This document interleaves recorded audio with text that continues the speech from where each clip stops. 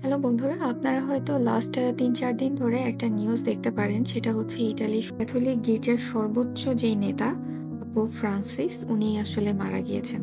তো উনি যখন মারা যান উনার বয়স হয়েছিল ৮৮ বছর।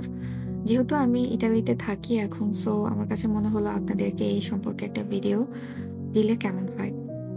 তো দেখতে পাচ্ছেন উনি আসলে এত পপুলার হওয়ার একটাই কারণ, সেটা হচ্ছে ধর্মীয় যেসব কথাবার্তা আছে সেটা ছাড়াও কিন্তু উনি মানবিক কথাবার্তা বলতেন।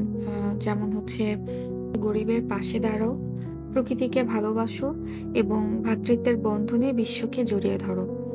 তো তার এই ধরনের মূল্যবোধটাকেই কিন্তু আধুনিক বিশ্বের সাথে তাকে অনেক বেশি যুক্ত করেছিল এবং আরো বেশি মানবিক করে তুলেছিল। এখন মজার একটা বিষয় হচ্ছে, আমি ইটালিতে আসার পরে ঠিক ১ বছর আগে এই ভ্যাটিকানের সামনেই একটা ভিডিও রেকর্ড করেছিলাম। এটা ছিল আমার ইউটিউব চ্যানেলের ফার্স্ট introductory ভিডিও এবং সেই সময় আমি জানতাম না এই প্লেসটা আসলে এত ইম্পোর্টেন্ট। কারণ হচ্ছে এই ব্যক্তি পোপ ফ্রান্সিস এবং এই জায়গাটা কতটা ইম্পোর্টেন্ট হলে এখানে প্রায় ১৩০ টা দেশের প্রধানমন্ত্রী এবং তাদের রাজপরিবারের সবাই এসে এখানে হাজির হয়েছে আজকে।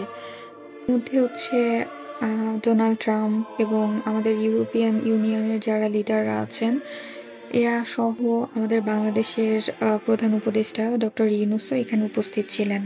আমার ভাবতেও অনেক ভালো লাগছে যে আমি এরকম একটা মুহূর্তের সাক্ষী হতে পেরেছি এবং এত সুন্দর একটা ঐতিহ্যপূর্ণ জায়গায় আমি থাকি।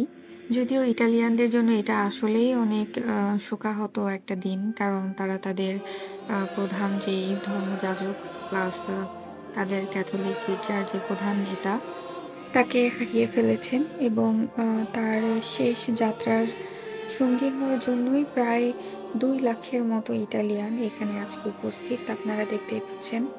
ড্রোন ভিউটাতে আসলে পুরোটাই বোঝা যাচ্ছে।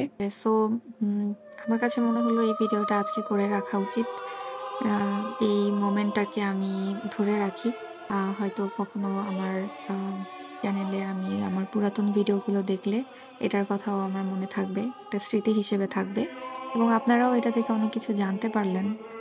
এদের কালচার এবং এই জায়গাটার কতটা ইম্পোর্টেন্ট সেটাও আপনারা বুঝতে পারছেন। তো আপনারা যদি কখনো ইতালিতে ভিজিট করতে আসেন, অবশ্যই ভ্যাটিকান সিটিটা ঘুরে দেখবেন। যাই হোক বন্ধুরা, ভালো থাকবেন। আমি আবার নতুন কোনো ভিডিও নিয়ে আপনাদের সামনে খুব দ্রুত চলে আসবো এবং আমার চ্যানেলটা সাবস্ক্রাইব করতে, লাইক এবং শেয়ার করতে একদম ভুলবেন না। ধন্যবাদ।